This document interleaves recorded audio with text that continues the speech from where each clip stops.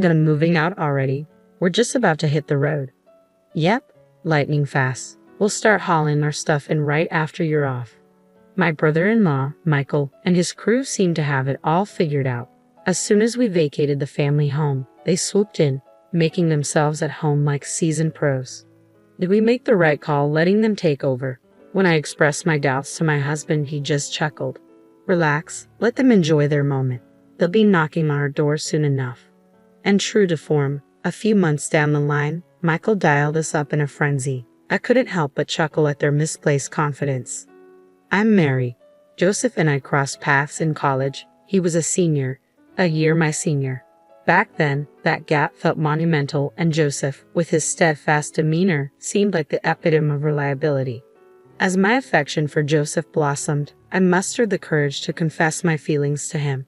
Thankfully, Joseph reciprocated, and we embarked on a journey of love.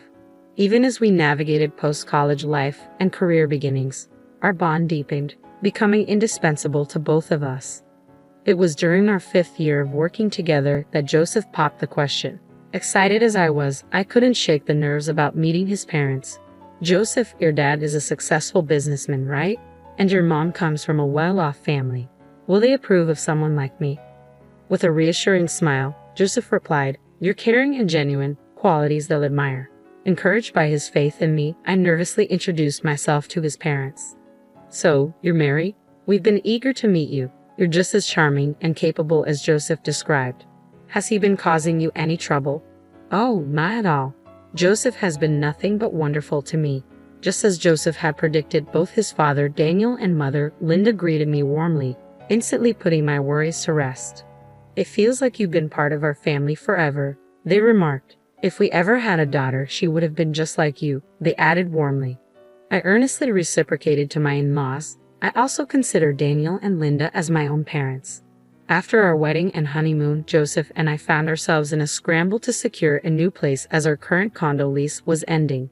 That's when my father-in-law made us an unexpected proposition. Actually, I'll be embarking on an overseas trip for a few months starting next month. It's a rather relaxed assignment, so I had planned on taking my wife along for some sightseeing. How about you two stay in our house while we're away and take your time finding a new place? Really? That would be incredibly generous. Given our struggles in finding suitable accommodation, it was an offer too good to pass up. If you don't find a place you like, you're welcome to stay here, my mother-in-law mentioned, her tone tinged with reservation. That would be wonderful. Are you sure it's all right? You're comfortable with this, Mary, living under the same roof with your mother-in-law? Linda, I consider you a mother figure, not just my mother-in-law. Joseph's family residence is quite grand, boasting multiple rooms. Though not originally designed for dual households, its ample space, guest quarters, and 2 bathrooms made cohabitation comfortable. While there's only one kitchen, sharing meal duties with my mother-in-law proved more enjoyable than cooking solely for 2. Our rapport with my in-laws made the arrangement seamless. Gratefully accepting their offer, we embarked on this new chapter of our lives in Joseph's family abode. After our move, they threw a housewarming bash, extending invitations to all our relatives. You're the star of the show. Just relax and enjoy, my mother-in-law assured me. Yet I found equal delight in catching up with relatives I rarely had the chance to see. Joseph, you've truly found a gem, our relatives would remark each time my mother-in-law and I exchanged smiles. But then, a realization dawned on me. Joseph's elder brother was conspicuously absent. Joseph, the second son, had an older sibling named Michael, just 2 years his senior. While most of the relatives showed up, Michael and his wife were notably missing. Daniel, where are Michael and his wife today? I inquired of my father-in-law. His expression grew somber as he replied, They're fine, don't worry. Detecting my confusion, my mother-in-law stepped in to provide clarification. Michael used to be a regular at these gatherings, but ever since he married Jessica, he's kept his distance. Joseph had hinted to me before about his mother's partiality towards her eldest son, and it seemed Jessica's presence was not well received by her. On that particular day, Michael and his wife were no-shows. Joseph and I sent a housewarming card to their residence. A few days later, I received an unexpected call from Michael. Is Joseph available? His tone was terse. Oh, Michael, Joseph is at work right now. Can I take a message? You're Joseph's wife, right? Mary? Yes, it's been some time. What can I do for you? So, you're staying in the family home, huh? This is a change of address notice. We've moved to my parents' place. Really? Yeah, Daniel and the others suggested it, so we're graciously taking them up on it. When I heard about your housewarming, I couldn't believe you had the audacity to use my parents' home, but to actually live there. That's quite bold.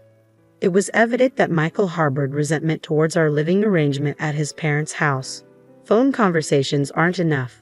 I'm dropping by this weekend for a face-to-face chat. Dad will be away on business next weekend.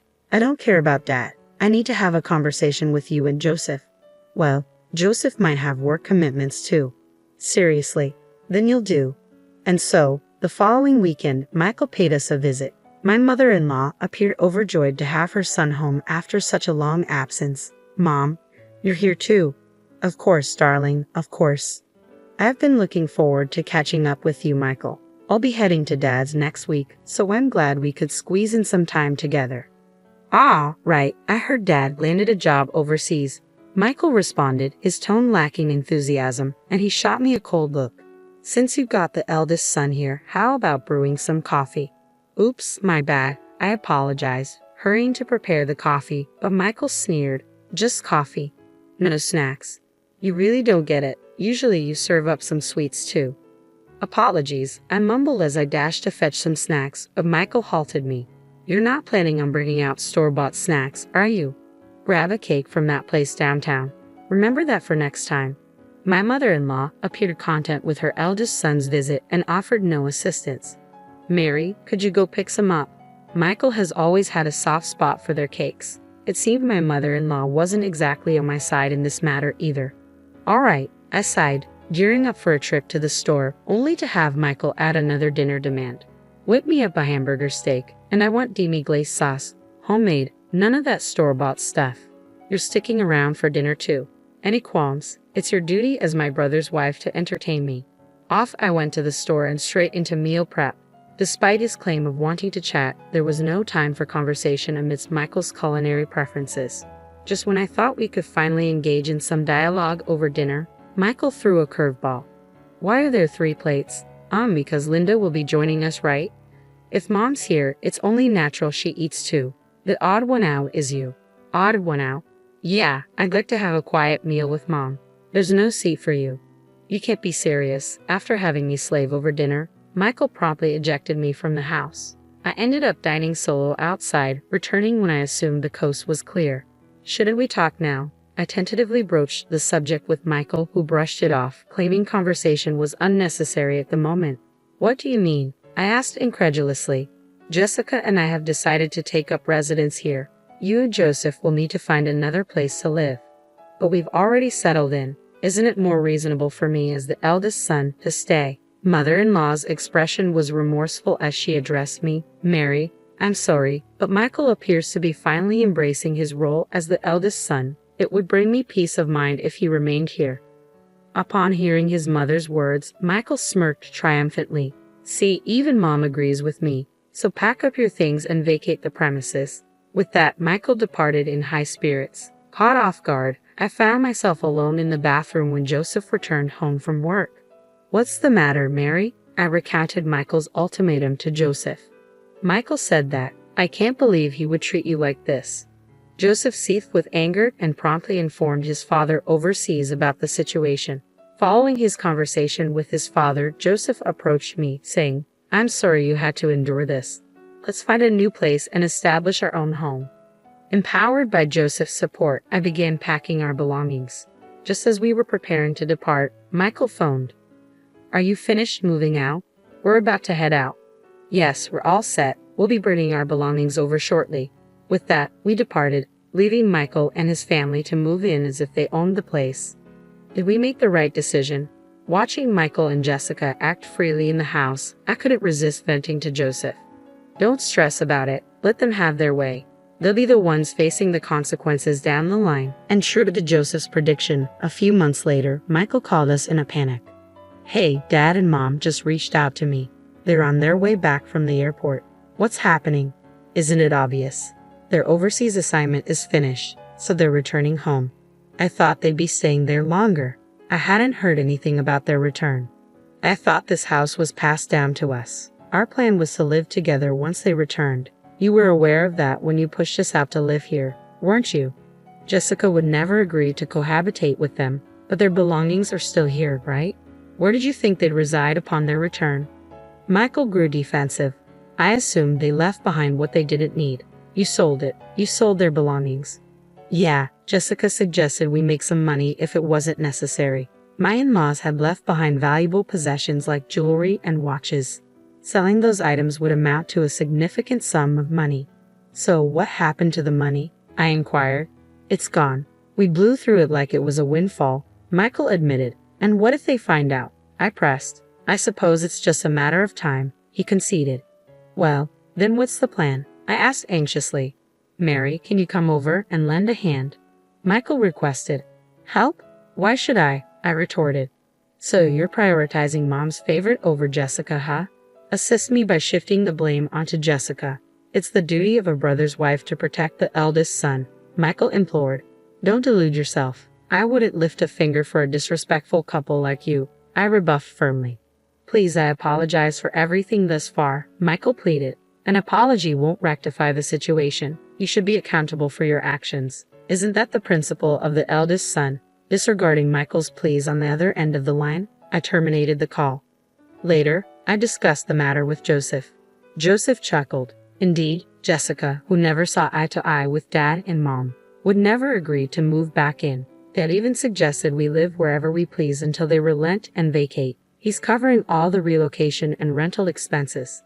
I see, Joseph responded calmly despite his earlier anger at Michael's audacity, understanding why he kept silent. I thought if I told you, Mary, you might inadvertently warn them, Joseph explained. Apologies for not speaking up, he added. No problem. I feel much relieved now, I assured him. Michael and Jessica found themselves stranded, awaiting my parents-in-law's return with no alternative housing, depleted savings, and a terminated lease. When my parents-in-law arrived back from their trip, they were livid to discover their belongings sold off.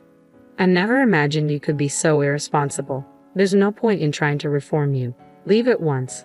Michael protested, but I thought you weren't coming back. I thought Jessica and I could stay here. Isn't Mama on my side? Even mother-in-law couldn't defend him.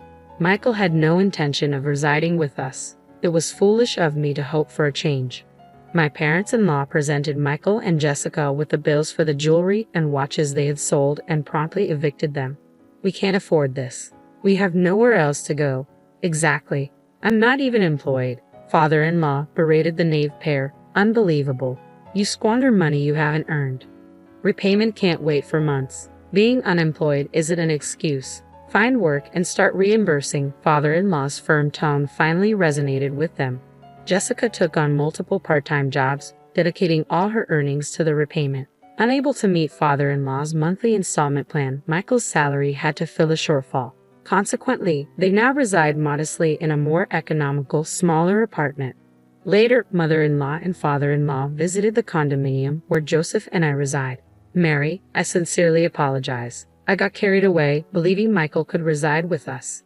It's all right. It's all in the past. No, it's not all right. And Mary, I'd like to pose the question to you once more.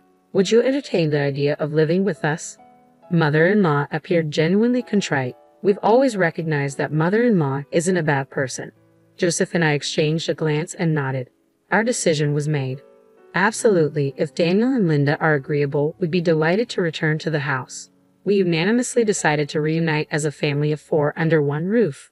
This experience seems to have deepened the bond between my in-laws and me even further.